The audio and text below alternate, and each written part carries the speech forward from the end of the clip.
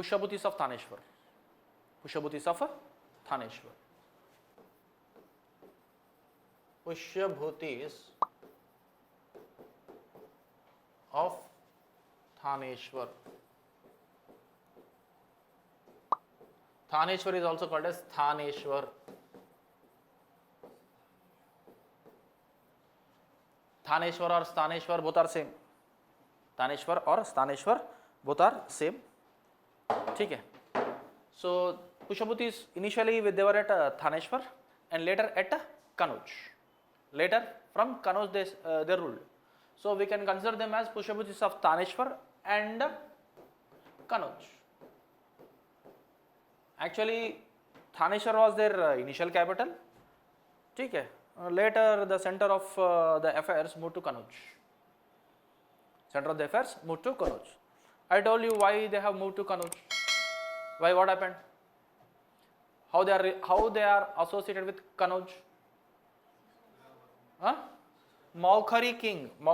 Actually it is Maukharis. Kanauj was under Maukharis. Kanauj was under Maukharis. So Maukhari king Grahavarman is married to Rajyashri. Rajyashri happens to be the sister of Harshavardhana and Rajavardhana. ठीक है. When this Grahavarman was killed by Devagupta of Malwa, Guptas of Malwa, right? That is the later Guptas of Malwa, not the imperial Guptas. So Devagupta, after he killing Grahavarman, Rajavardhana will be marching to Malwa and he will be defeating Devagupta, and that territory of Malwa will be annexed. Yes or no? Now the thing is, after again the Guptas, they will be joining hands with, that is the later Guptas, they will be joining hands with Shashanka of Gauda kingdom. So these later Guptas plus Shashanka is a Gauda king. They will be joining hands together.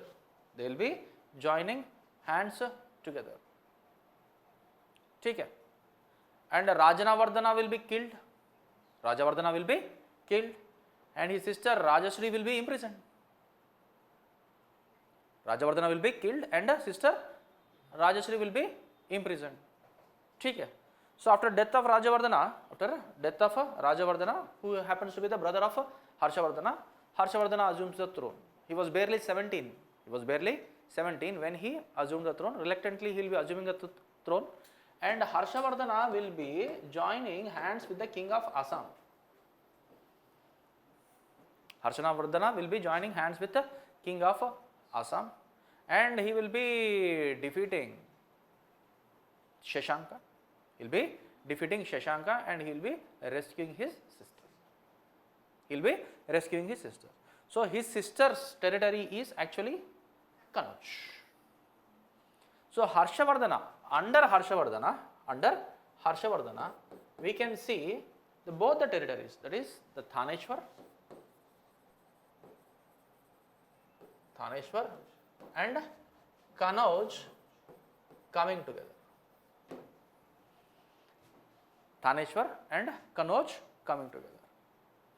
So this Sthanvishvara, it's in the Haryana region. And Kanauj is in the UP region. ठीक है. Now after defeating UP region, means I have shown you the map earlier time.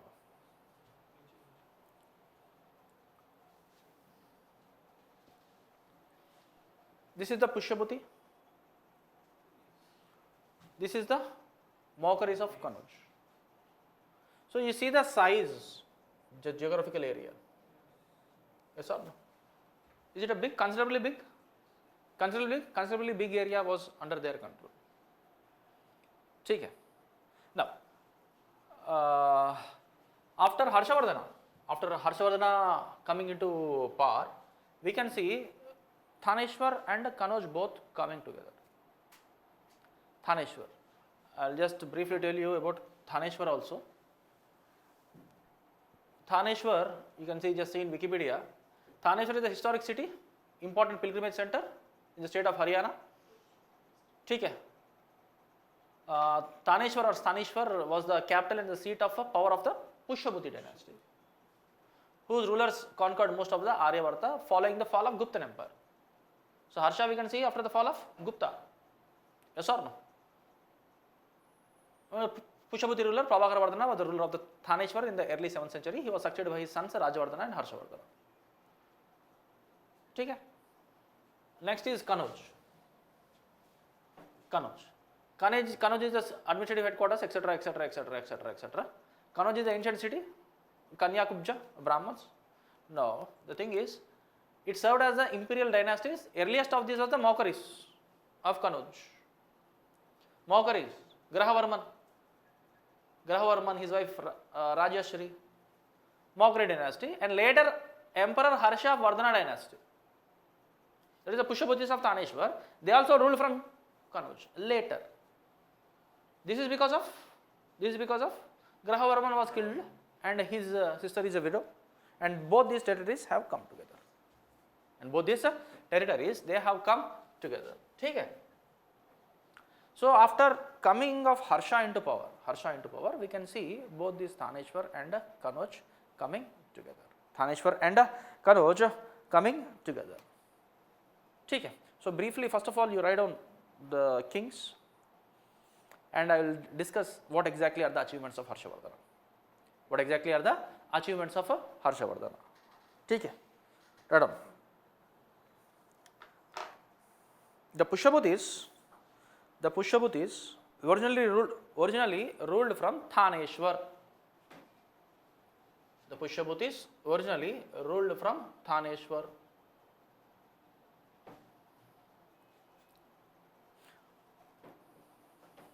In the modern Haryana.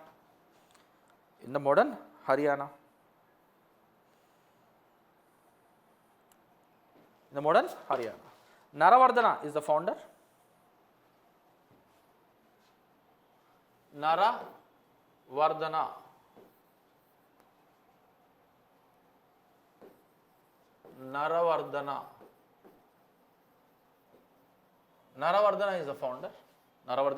is the founder. He is followed by Rajavardhana and Adityavardhana.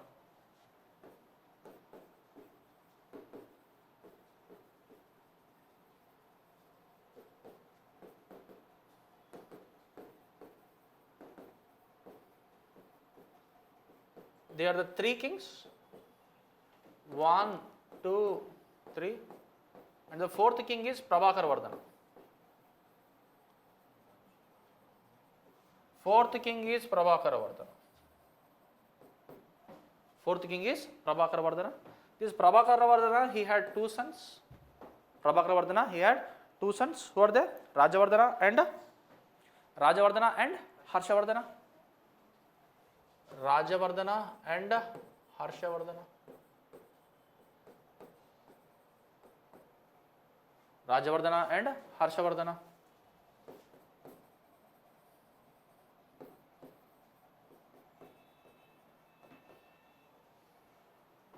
Rajavardhana and Harshavardhana. After death of Rajavardhana,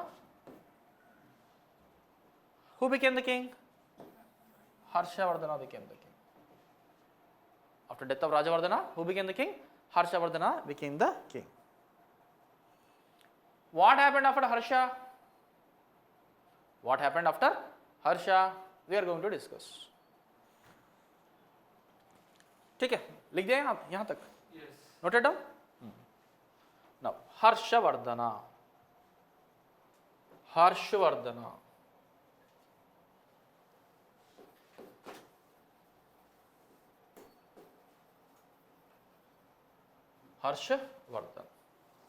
Right on. He became the king. After his brother Rajavardhana was killed,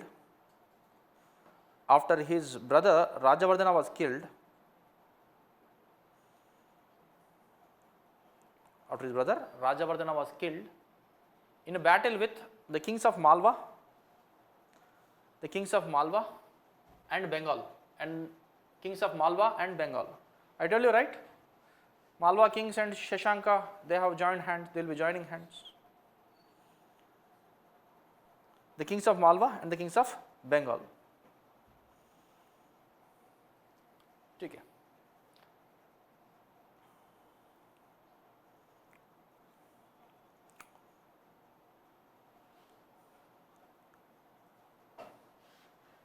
Immediately he sent a great army.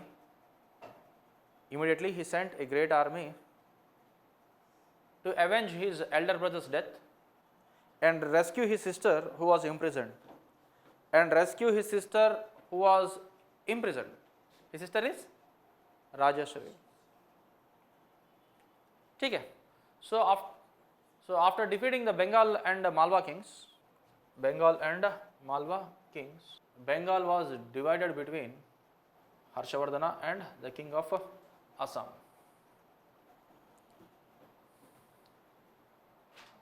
Because it is the king of Assam who helped Harshavardhana in the fight against Bengal king Shashanka, that is Gauda king Shashanka and Malwa king. ठीक है. Next. So during the reign of Harshavardhana,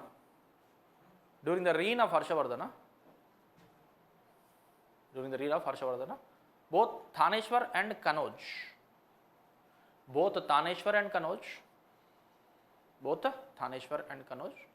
have come together or unified. Both Thaneshwar and Kanauj have unified. And Kanauj was unified. Now I have shown you the map. This part. It is only this part, right? Yes. And this. Only this territory.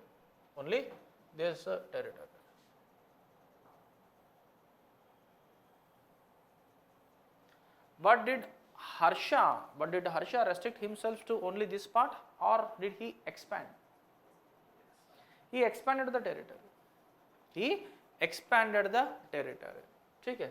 He occupied Bengal was partly occupied. Malwa region was under control because he defeated the Malwa kings.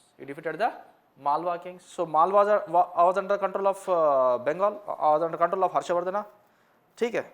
And Bengal was under control of Harshavardhana. ठीक है. Then he even occupied this part, the Vallavis. In the last class I told you Dhruvasena, he is the son-in-law of Harshavardhana. ठीक है.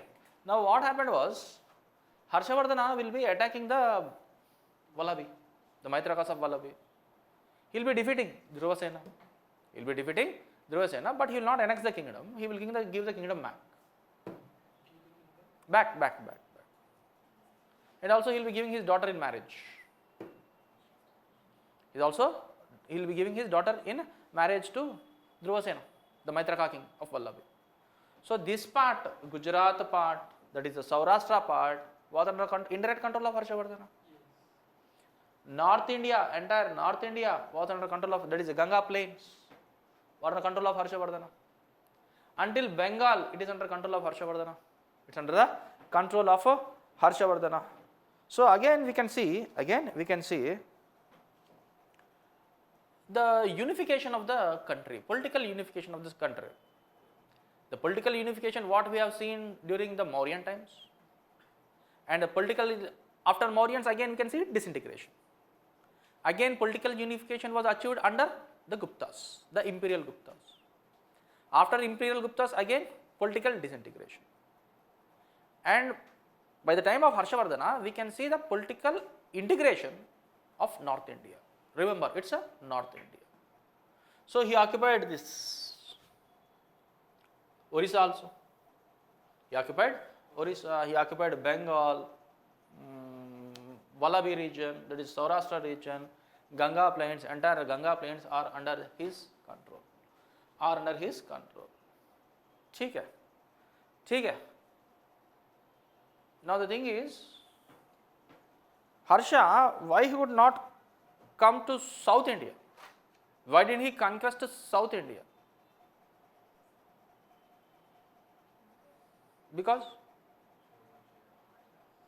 in the south, contemporarily, we have a powerful king, Pulakeshi, Chalukyan king Pulakeshi. Harsha could not defeat Chalukyan king Pulakeshi. Harsha could not defeat Chalukyan king Pulakeshi. In turn, Harsha was defeated by Chalukyan king Pulakeshi and drove him back to north. He tried and drove him back to north. Now, this remained means Narmada river is there, right? This Narmada river became the border between Harshavardhana and Chalukyan king Pulakeshi.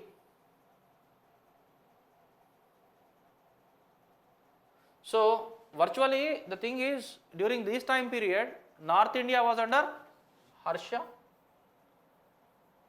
South, that is the Deccan part, was under Pulakesh. This is the political scenario.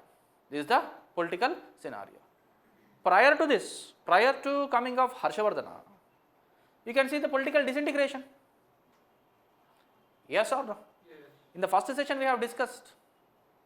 We have seen the Hunas occupying this region. Yes or no? The Maitrakas of Vallabhi, later Guptas of Magadha and Malwa, and the Pushyabhutis. Yes or no? In North India. Now this entire North India came under the control of, direct or indirect control of, Harshavardhana. Direct or indirect control of Harshavardhana. So Harshavardhana territories, as described by Yuan Sang, he visited the court of Harshavardhana, and Banabhatta is the court point of Harshavardhana. So according to the records of Yuan Sang and Harshavardhana, Yuan Sang and Banabhatta, Harsha's territories corresponded to the entire North India, Bengal, Bihar, Orissa, Central India, and Rajputana. Entire North India, Bengal, Bihar, Rajputana region, entire Rajputana region was under the control of Harshavardhana. But he could not venture south. Because we have one more powerful ruler, Pulakeshi. We have a powerful Chalukyan king. We had a powerful Chalukyan king, Pulakeshi. That is Pulakeshi II. So Narmada became the boundary between Harshavardhana and Pulakeshi. Narmada became boundary between Harshavardhana and Pulakeshi.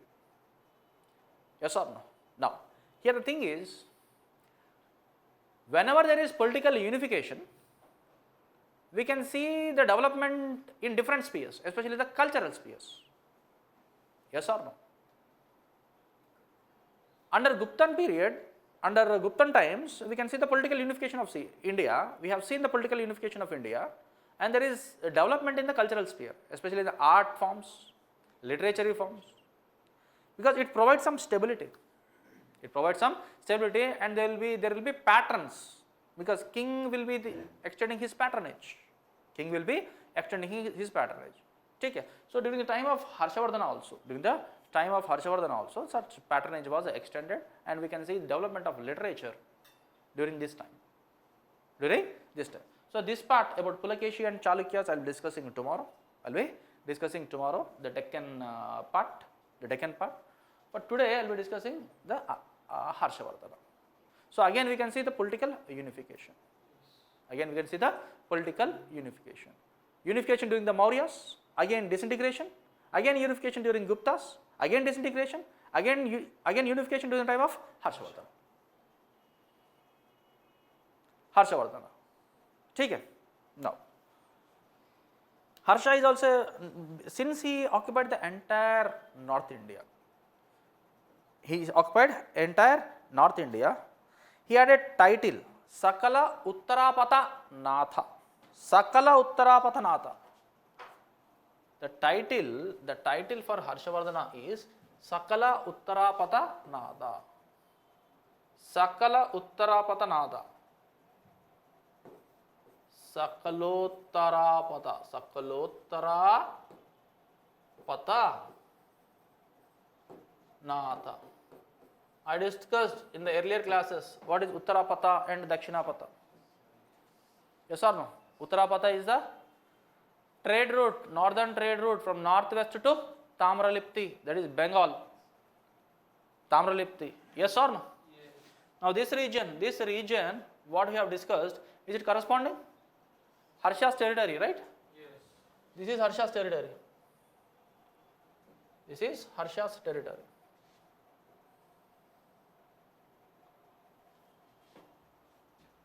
Uttarapata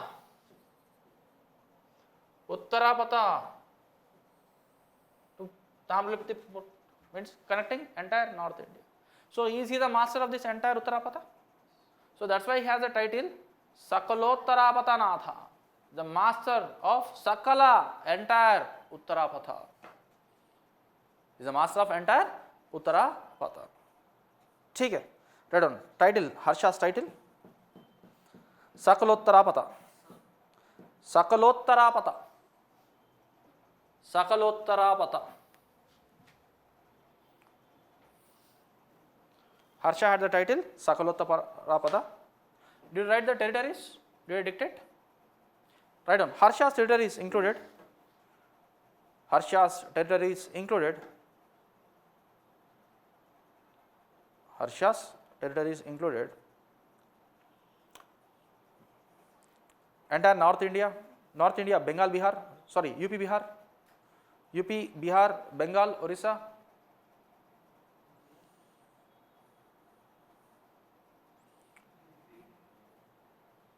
That is united provinces. Thing is, you can add Haryana also. Haryana, UP, Bengal, Bihar, Orissa, Central India, Rajputana. These territories were under his direct control. These territories were his direct control.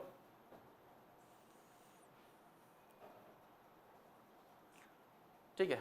Gujarat, next line. Gujarat, Sindh, Kashmir, Assam.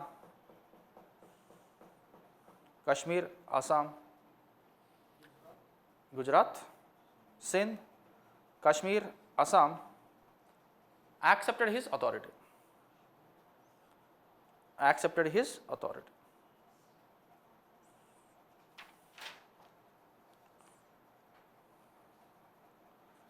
ठीक है. Harsha tried to invade the south. Harsha tried to invade south.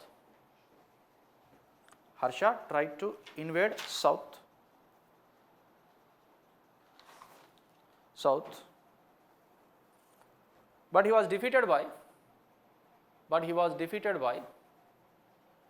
Chalukyan king Pulakeshi II.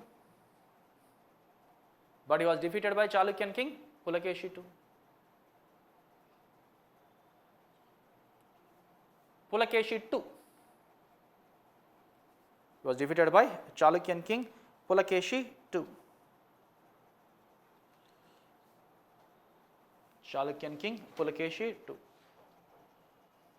So the entire India during this time period,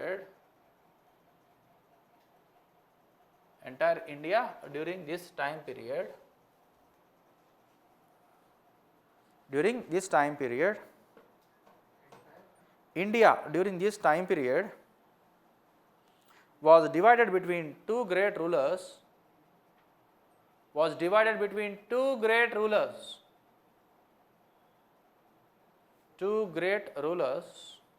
Harsha and Pulakeshi.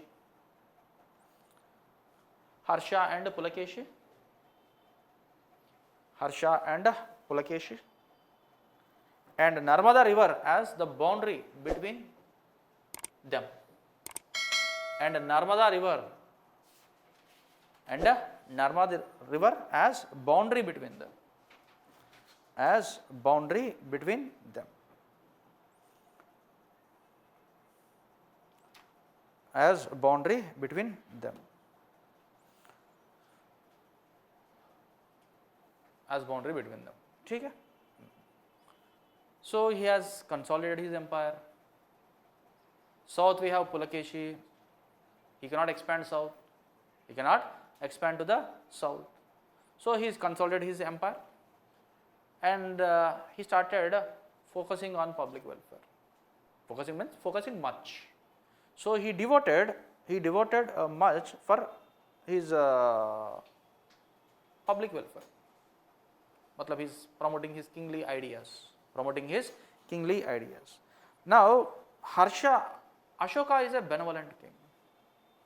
He cared about his subjects. He directly interacted with his subjects through his inscriptions. Means welfare first.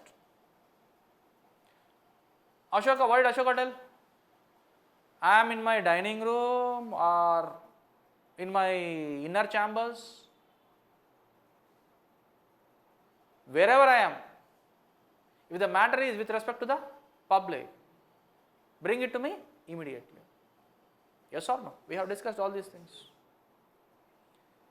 So such a level of dedication to the public welfare, again we can see in Harshavardhana.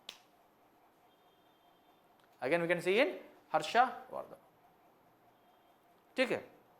Now, he devoted himself to the welfare of the subjects. He devoted himself to the welfare of the subjects.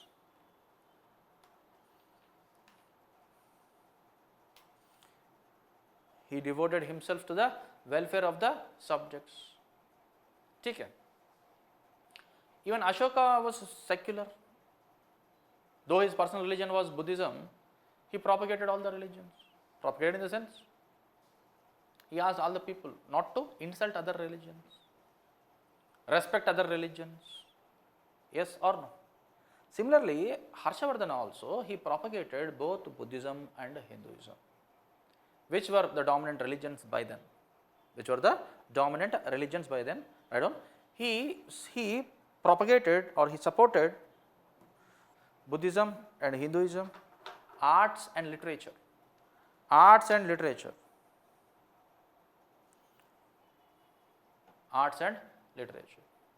So he is such a great ruler that he focused both on political conquests and also cultural development.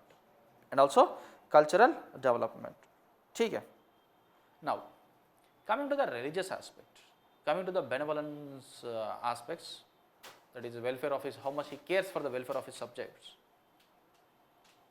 The thing is, originally he was a Shaivite.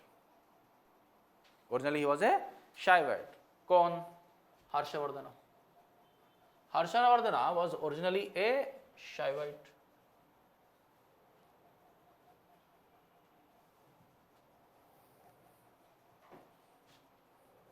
Worshipper of Lord Shiva.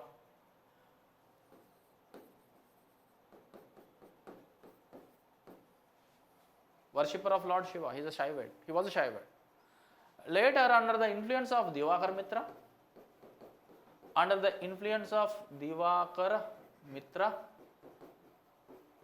and his sister Rajashri,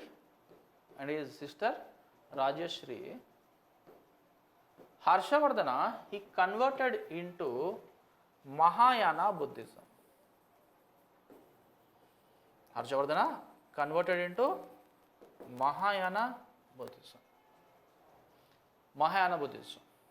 So he became a Buddhist.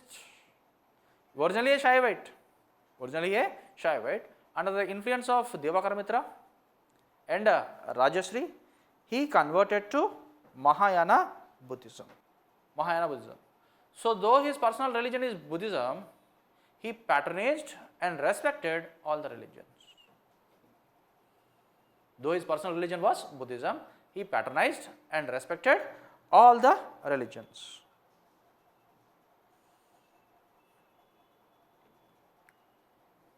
all the religions. And similar to Ashoka, like Ashoka, he also emphasized or overemphasized on non-violence.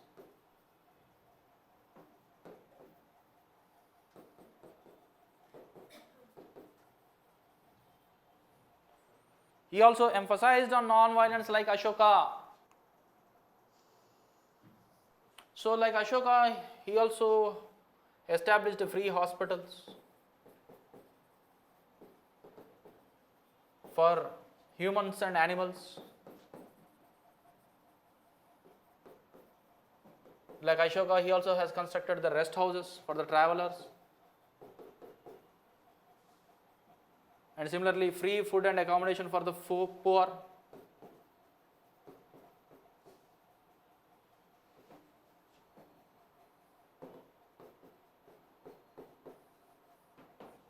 Free food and accommodation to the poor. Free food and accommodation to the poor. And for popularizing his own religion, Mahayana Buddhism, he has held a huge assembly at Kanauj. Huge assembly at Kanauj.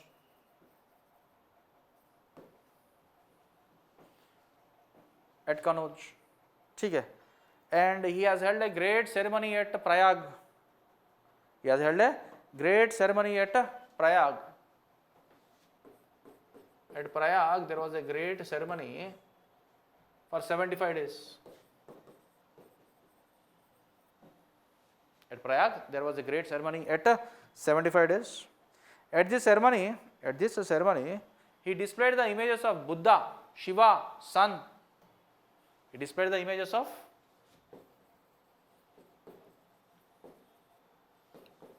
Buddha, Sun God, Shiva. ठीक है. And he has distributed valuable articles and clothing to 50 lakh people. 50 lakh people. 50 lakh. हाँ क्यों नहीं? See the size of the territory. He distributed to 50 lakh people valuable articles, clothing to 50 lakh people.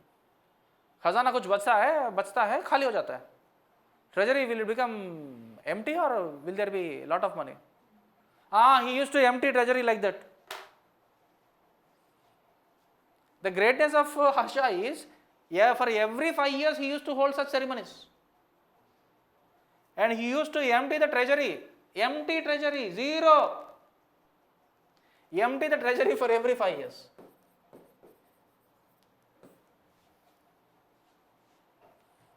So he used to repeat this ceremony for every 5 years and empty the treasury.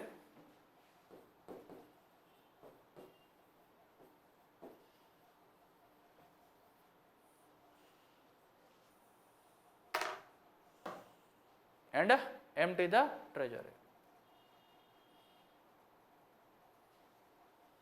He used to empty the treasury to such extent that there won't be any cloth on his body to cover his upper part.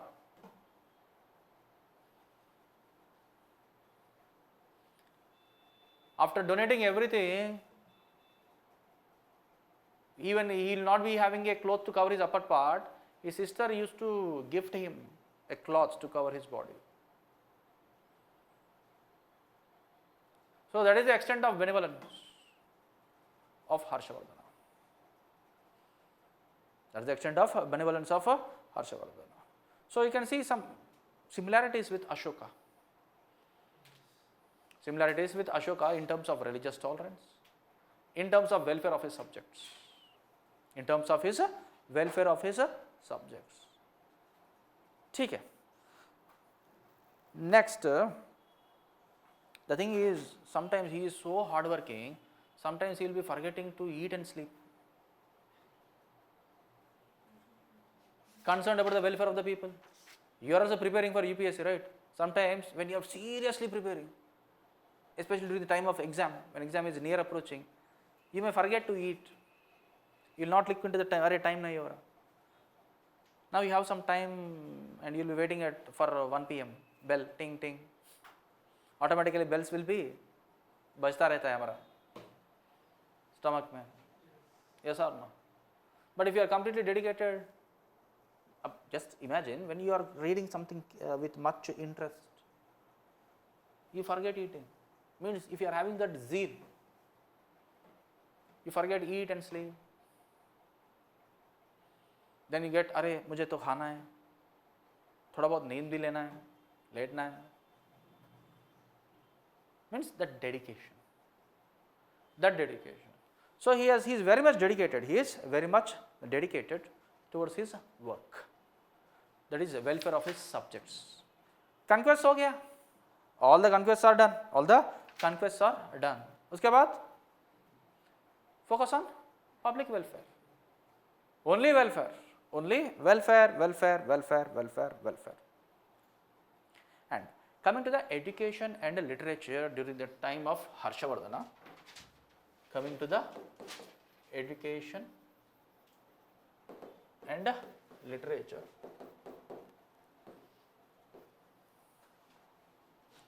He was the chief patron of Nalanda University.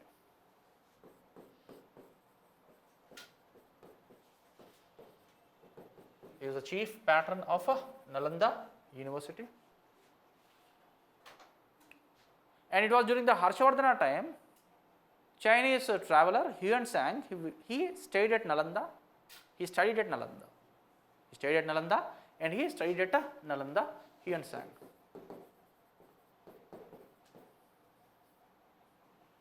So Huan Sang stayed at Nalanda during the time of traveler. Chinese traveler Huan Sang, he stayed at Nalanda. So he is the patron, he is the chief patron of Nalanda University.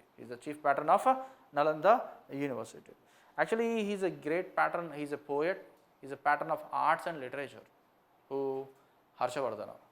Okay. So he is the chief patron of Nalanda University. And even in his court, there were philosophers, poets, dramatists, painters. All these artists have flourished in his courts. He encouraged all these artists. ठीक है, philosophers, poets, dramatists, painters, philosophers, poets, dramatists, painters. So we have such categories of artists in the court of Harshavardhana. So basically he is a great patron of education, arts and literature. Now his court poet is Bhanabhatta.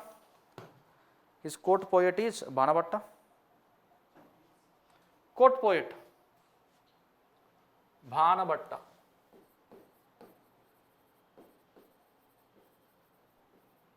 Bhanabhatta is the author of Harshavardhana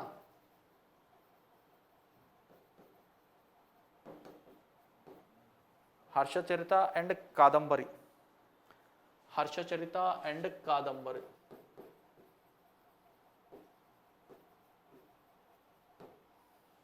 Bhanabhatta is the court poet of Harsha, is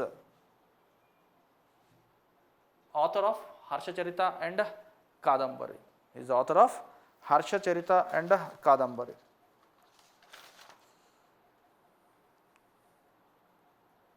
Next, Mayura Shataka is written by Mayura.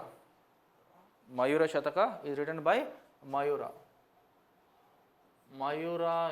he wrote Mayura Shataka.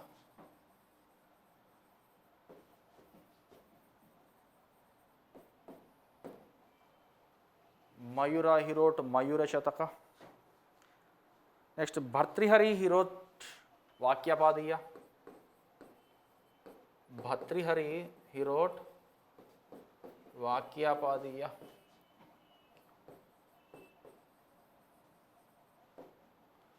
Bhartrihari, he wrote Vakya Padiya.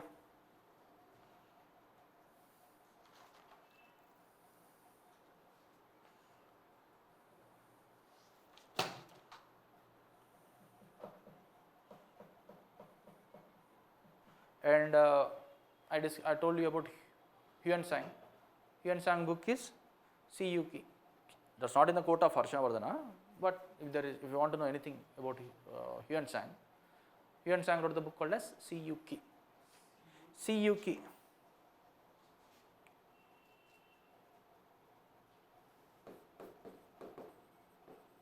Huan Sang. Huan Sang. Huan Sang is a Chinese pilgrim who studied at Nalanda University.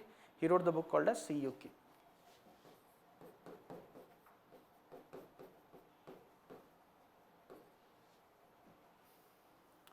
CUK. So actually this CUK Huan Sang stayed with Harshavardhana for 2 years in his court.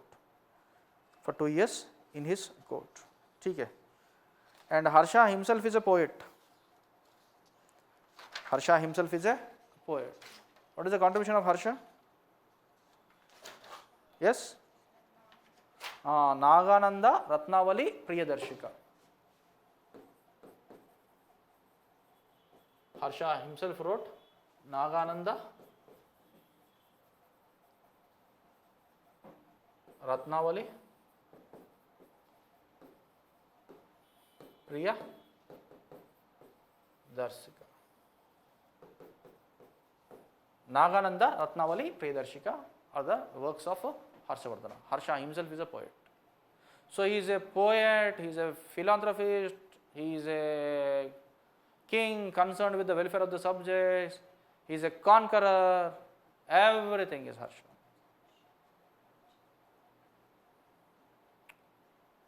So he is also one of the greatest king India has produced. After Ashoka, the greatest king is Harsha. After Ashoka, the greatest king is Harsha. Okay. So you can expect questions on Harshavardhana also. You can expect questions on Harshavardhana also. Okay. So generally they will be asking about the literature part. Okay. Now what happened to Harshavardhana, such a great king? Yes? Arabs attacked. तो क्या फर्क पड़ता है? He is having lot of soldiers with him, big empire. Actually, what happened was he used to empty the treasury. He used to empty the treasury for every 5 years. So without treasury, maintaining such a huge army is difficult. Maintaining such a huge army is difficult, and because of this financial financial crunch, the successors of Harsha, they could not hold such a vast territory. So the post-Harshavardhana phase, we can see the emergence of the Rajputs on the Indian political scenario. We can see the Rajputs emerging into the Indian political scenario. Yes or no? So until the advent of the Muslim rulers, until the advent of the Muslim rulers into the Indian political scenario, we can see the rise of these Rajput clans. The Gahadawalas, the Chandalas, the Chahamanas, the Tomars, the Gurjara Pratiharas, the Parmars. So they dominated the political scenario of the North India post Harshavardhana. Okay. So these aspects will be discussed tomorrow.